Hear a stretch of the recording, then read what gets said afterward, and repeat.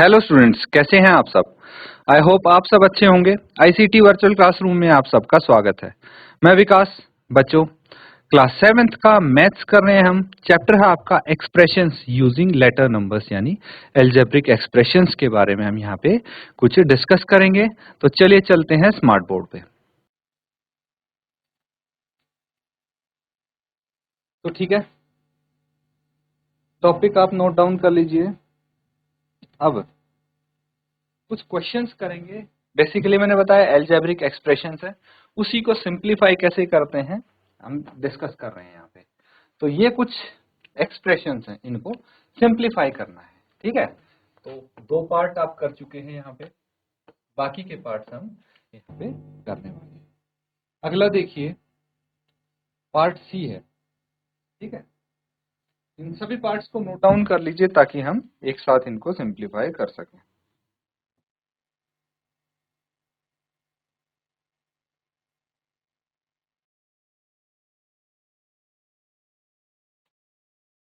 ठीक है, चलिए अभी इनको वन बाय वन सॉल्व कर लेते हैं।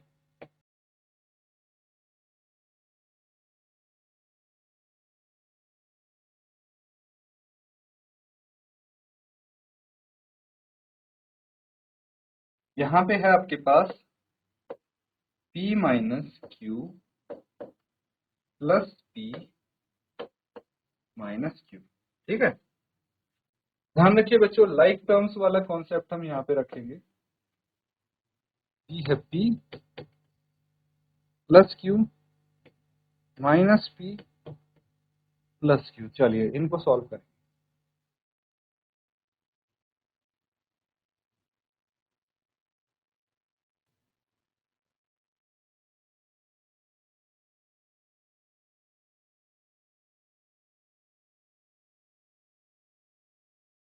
चलिए, अब यहाँ पे मुझे ये पता है कि लाइक टर्म्स को हम एक साथ लिख लेते हैं। तो p प्लस p ये दोनों लाइक टर्म्स हैं। फिर है plus minus Q plus minus Q. ठीक है, p प्लस p कितना हो गया? p प्लस p हो गया 2p प्लस माइनस क्यू और माइनस क्यू को ऐड करेंगे कितना आ जाएगा? Minus 2q। और देखिए अब ये अनलाइक टर्म्स बची हैं, लाइक टर्म्स नहीं बची, तो इसको मैं लिख सकता हूं 2p माइनस 2q। ठीक है, क्या हम इसको इस प्रकार से लिख सकते हैं बच्चों? बिल्कुल लिख सकते हैं। नेक्स्ट देखिए,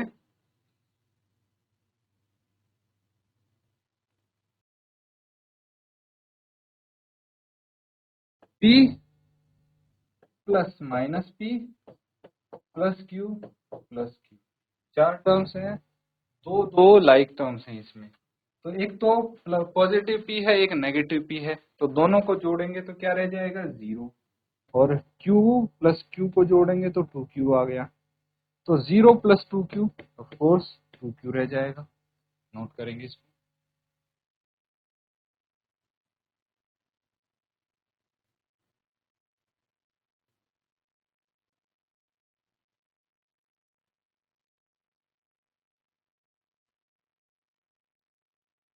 ठीक है, नोट कर लिया है। तो अगले questions.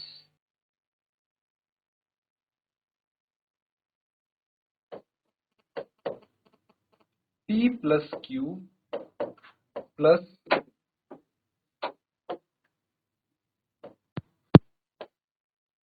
p plus Q minus p plus Q. ठीक है, और एक है आपके पास p minus Q minus p minus Q. चलिए इनको करिए।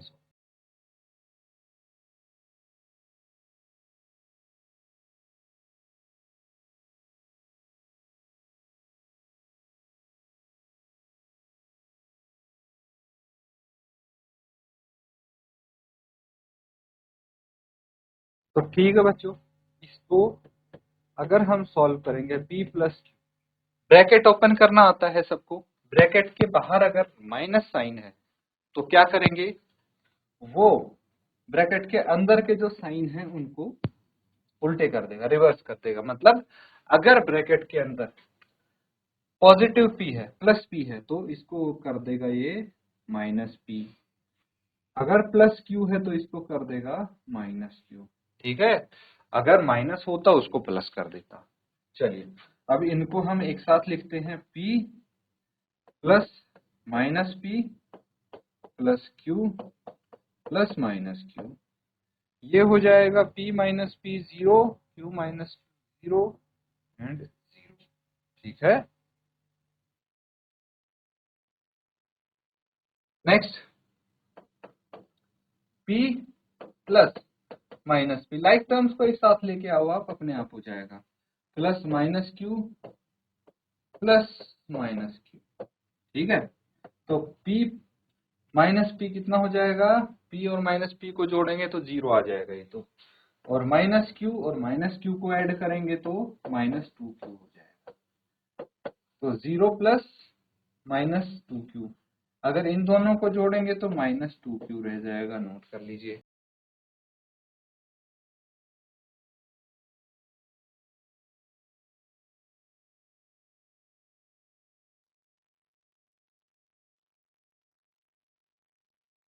चलिए नेक्स्ट देखते हैं।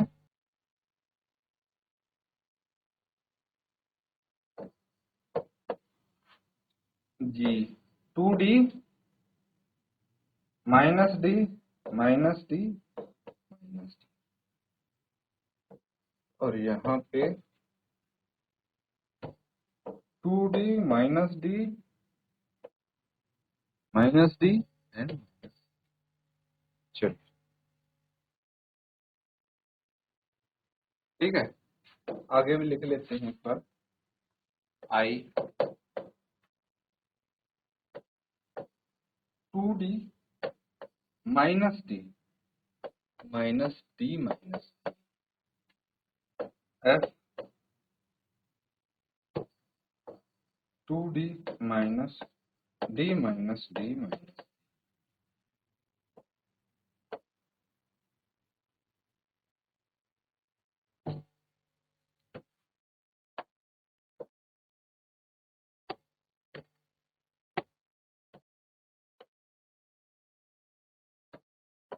2d minus D minus D minus D. चलिए इनको सबको सॉल्व कीजिए।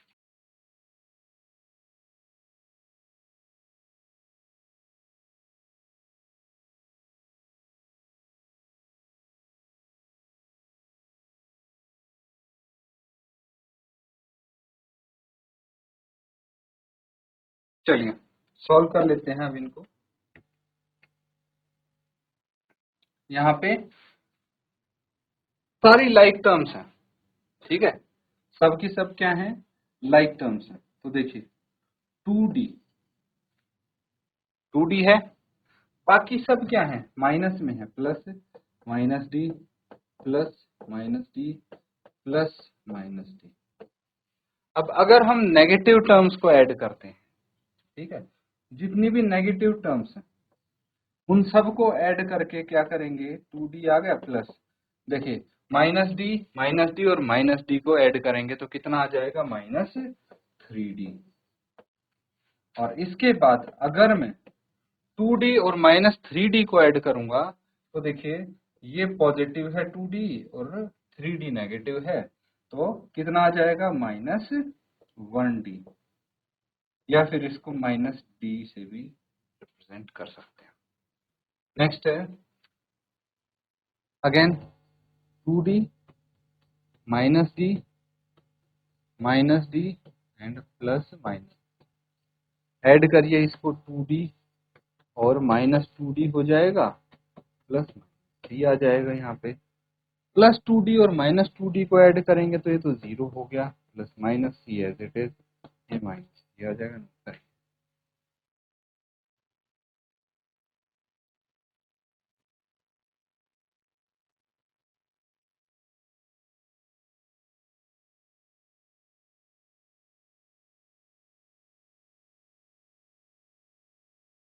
चलिए बाकी के एक्सप्रेशंस को सिंप्लीफाई करेंगे तो ये है, पहले हम ब्रैकेट ओपन कर लेते हैं, बाकी एज इट इज रख देंगे 2d माइनस डी और ये प्लस सी आ जाएगा। ब्रैकेट ओपन करेंगे तो माइनस साइन तो सबके साथ मल्टीप्लाई होगा। अब इसको लिख सकते हैं 2d, फिर माइनस डी को ऐड कर देंगे, इसमें फिर से माइनस डी ऐड कर देंगे, फिर प्लस सी। ये हो जाएगा 2d plus minus 2d plus सी।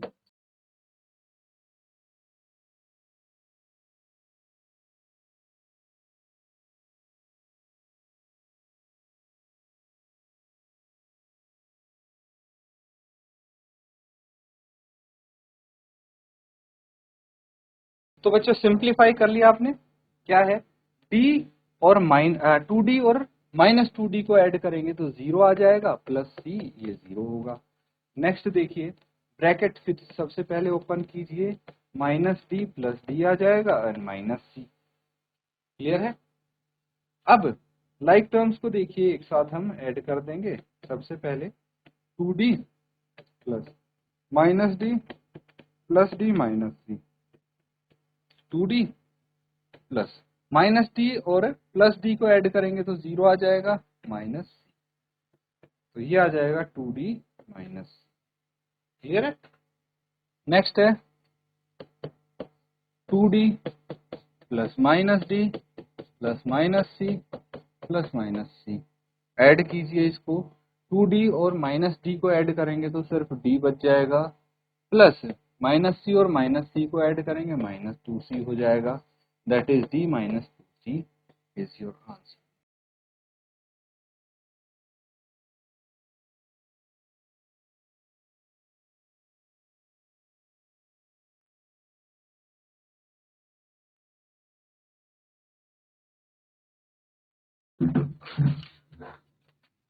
ठीक है, नोट कर लिया है। चलिए अब बाकी के आगे टॉपिक्स करेंगे हम।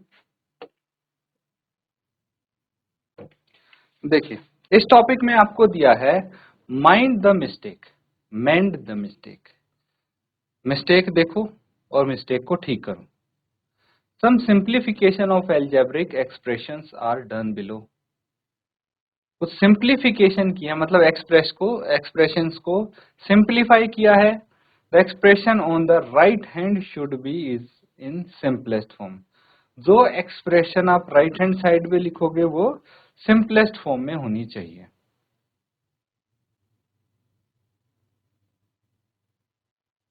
यहां पे देखिए, आपको लेफ्ट हैंड साइड पे दिया है एक्सप्रेशंस और नंबर वाइज आपको first second third fourth fifth ये सारी एक्सप्रेशन दी हैं। इनकी simplest form right hand side में लिखा भी है, सिंपलेस्ट फॉर्म ये दी है। ठीक है, अब आपको चेक करना है, इनको आप वन बाय वन सॉल्व करके देखिए कि जो सिंपलेस्ट फॉर्म लिखी है ठीक लिखी है या गलत लिखी है। और अगर गलत लिखी है तो आपको एक्सप्लेन करने की कोशिश करनी है कि क्या गलती की है इसमें, और फिर उसके बाद सही से उसको सिंप्लीफाई करके करेक्ट सिंपलेस्ट फॉर्म लिखनी है। ठीक है, मैं एक बता देता हूं। सबसे पहले ये तो समझ में आ गया ना। अब फर्स्ट में क्या दिया है, एक्सप्रेशन है आपके पास 3a प्लस 2b और सिंपलेस्ट फॉर्म दे दी इसमें 5। तो क्या मिस्टेक क्या है, क्या ये सही है या कुछ मिस्टेक है इसमें? Yes, there is a mistake. और मिस्टेक क्या है, ये दोनों टर्म्स अनलाइक टर्म्स हैं। क्या है ये? दीज आर अनलाइक टर्म्स, है ना।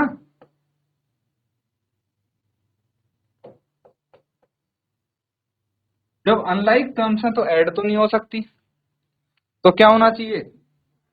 इन्होंने 3 और 2 को ऐड कैसे कर दिया? तो करेक्ट फॉर्म क्या होनी चाहिए? करेक्ट फॉर्म ये तो ऑलरेडी अपने सिंपलेस्ट फॉर्म में है, 3a plus 2b। This is already in simplest form. दोनों अनलाइक टर्म्स हैं, that is why it is on in simplest form. ठीक है, तो इस तरह से आपको सब के सब सॉल्व करने हैं। तो अब बताइए अगला, ये तो समझ में आ गया ना, अनलाइक टर्म्स है दैट इज व्हाई ये करेक्ट नहीं है। करेक्ट सिंपलेस्ट फॉर्म ये हो गया। अगर मैं इसकी बात करूं 3b minus 2b minus b, तो अगर इसको हम सॉल्व करें, यहां पे कर देता हूं मैं 3b minus 2b minus b, तो अगर ध्यान से देखो तो सबके नंबर लेटर्स सेम हैं। इसका मतलब दीज आर लाइक टर्म्स। कैसी टर्म्स हैं ये? लाइक टर्म्स हैं। लाइक टर्म्स को ऐड कर सकते हैं हम, बिल्कुल कर सकते हैं। तो एक काम करिए 3b है plus minus 2b plus minus b, और 3b प्लस माइनस 3b। मैंने माइनस 2b और माइनस b को ऐड किया, माइनस 3b आ गया। अब प्लस 3b और माइनस 3b को ऐड करेंगे, 0 आएगा। तो इसमें तो कोई मिस्टेक मुझे नहीं दिख रही। देख लीजिए यहाँ पे कोई मिस्टेक नहीं है, ये करेक्ट फॉर्म है ना? जबकि इसमें मिस्टेक थी ऊपर वाले में। तो this is correct form, correct simplest form आपकी 0 ही आएगी। ठीक है, अगला देखते हैं। नेक्स्ट है 6p प्लस 2। तो यहाँ पे आपको दिया है 6p प्लस 2। कैसे कर सकते हैं इसको?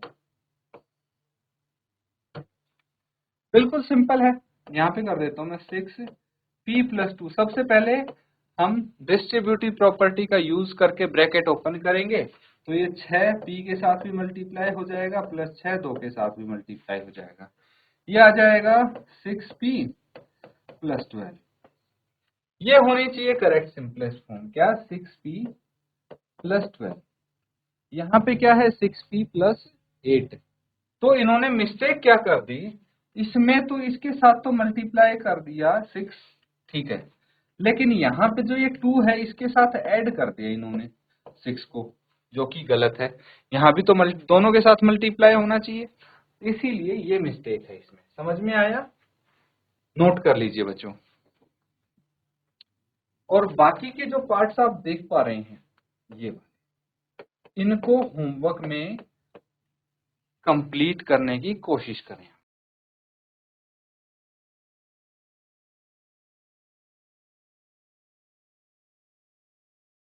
तो बच्चों यहाँ पे जो क्वेश्चंस हैं उनको अच्छे से आप कंप्लीट करें। इसी के साथ आज का सेशन एंड करते हैं। Thank you and have a nice day.